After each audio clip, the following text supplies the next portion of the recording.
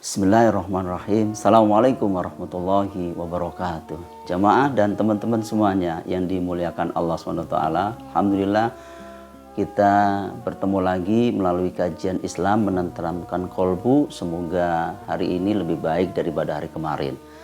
Bapak Ibu dan teman-teman semuanya yang dimuliakan Allah SWT. Ada 3 jenis amal yang harus kita perhatikan bersama. Yang pertama disebut amal. Amal artinya perbuatan tanpa didasari oleh iman, maka hasilnya sia-sia.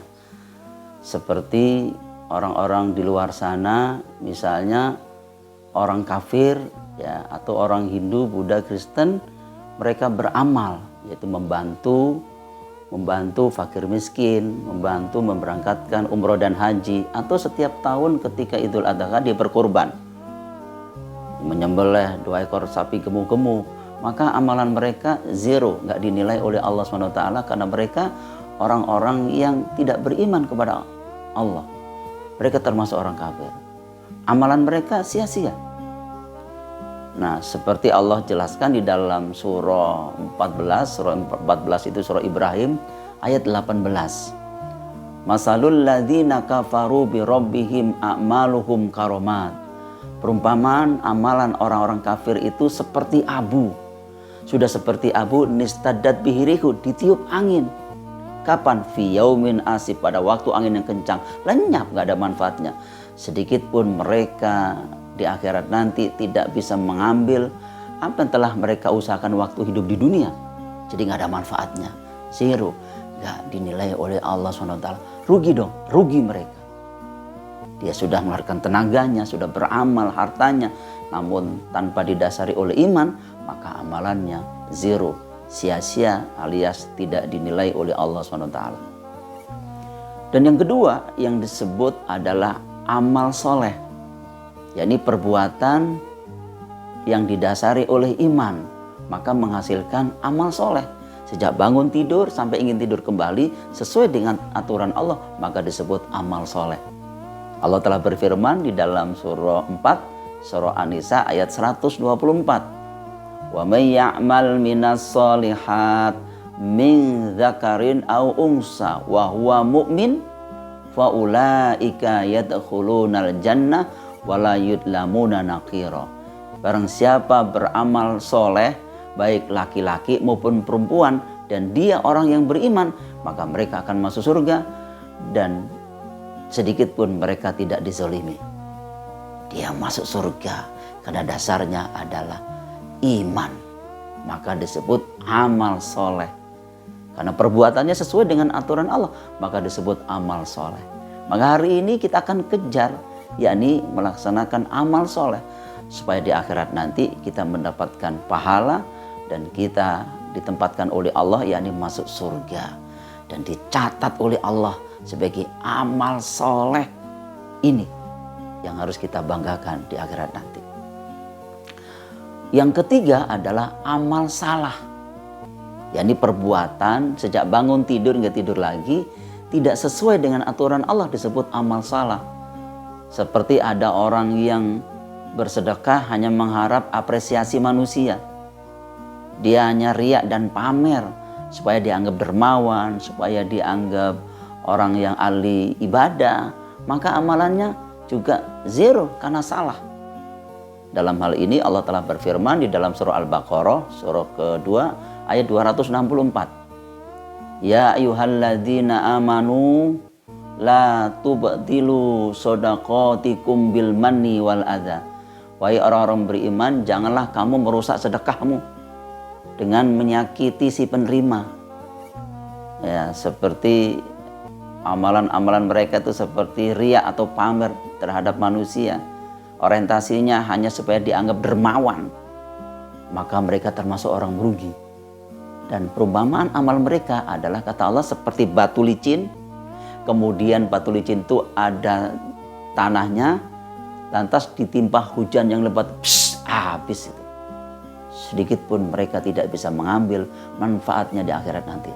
Maka rugi dah, rugi. Zero, gak dinilai oleh Allah SWT. Ya memang siar dengan dengan riak beda tipis. Ya kan nggak apa-apa Pak Ustadz, siar diinformasikan, diupload sehingga viral. Ya, oke guys, saya menyantuni anak yatim, kemudian diupload. Oke guys, saya membangun masjid, kemudian diupload. Ya boleh-boleh saja. Cuma kadang mudah terkontaminasi oleh apa? Oleh nafsu setan. Karena Allah juga membenarkannya. Jika kamu menampakkan sedekahmu, boleh, baik sekali. Namun jika kamu menyembunyikan, itu lebih baik. Apa lebih baiknya? Allah ampuni sebagian dosa-dosa kita. Begitu firman Allah di dalam surah Al-Baqarah ayat 271.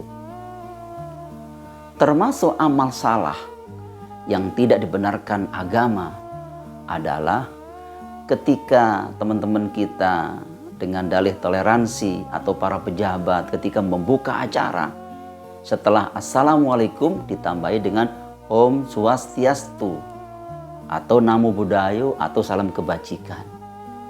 Atau ketika mengakhiri pidatonya dia mengucapkan Om Santi Santi Om. Karena ini perbuatan yang tidak dibenarkan dalam agama. Kalau sudah Assalamualaikum sudah mencakup seantero dunia. Tidak perlu ditambahi lagi dengan Om Swastiastu. Tanpa disadari perbuatan mereka termasuk mengakui Sang Hyang Widi itu juru selamat, maka jatuhnya termasuk musyrik. Ketika mereka sampai meninggal dunia belum sempat bertobat, maka amalannya dihapus oleh Allah SWT dan di akhirat termasuk orang yang merugi. Allah telah berfirman di dalam surah 39 surah Az-Zumar ayat 65 sampai 66. La in asrakhta la yahbatana amaluka. Jika kamu mempersekutukan Allah, hapuslah amal-amalmu. Wala takunanna minal khasirin, dan kamu termasuk orang yang merugi. Termasuk amalan ibadah umroh, termasuk amalan ibadah sholat 5 waktu, amalan pergi haji, sedekah kita, semuanya dihapus oleh Allah. Sehingga sedikit pun mereka tidak bisa mengambil manfaatnya. Karena dia mengakui Sang Hyang Widi Juru Selamat termasuk musyrik. Solusinya apa? Ayat 66-nya. Balillaha fa'bud wa kum minasyakirin. Oleh karena itu, hendaklah Allah saja kamu sembah. Hendaklah Allah saja engkau mengabdi kepada Allah. Dan jadilah engkau termasuk orang-orang bersyukur. Maka hari ini kita yakin pasti bisa menjadi orang-orang yang memurnikan tauhid kita.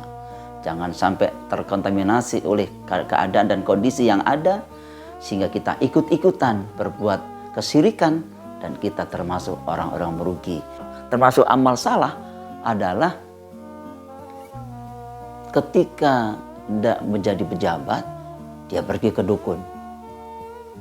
Ada dukun politik, Ibu Gayantri, dukun politik yang ada di BP Solo itu. Begitu juga ketika naik karir, dia juga pergi ke dukun. Membuka dagangannya supaya laris juga pergi ke dukun. Atau pergi ke Gunung Kawi atau ke Gunung Kidul. Perbuatan mereka termasuk orang yang syirik. Sampai meninggal dunia, belum sempat bertobat, maka amal ibadahnya dihapus oleh Allah SWT. Oleh sebab itu, hari ini, detik ini, saya bangga jadi orang Indonesia. Ya, saya juga bangga jadi seorang Muslim, namun saya belum bangga jadi warga negara Indonesia. Kenapa? Karena para pemimpin kita masih berbuat syirik. Masih mengucapkan Om Swastiastu, padahal dia sebagai seorang Muslim. Kalau sudah membuka acara Assalamualaikum, sudah mencakup seantero dunia. Tidak perlu kita tambah lagi Om Swastiastu atau Namo Buddhaya atau salam kebajikan. Ini perbuatan yang diharamkan oleh Allah. Dan hari ini kita yakin pasti bisa kembali ke jalan yang benar.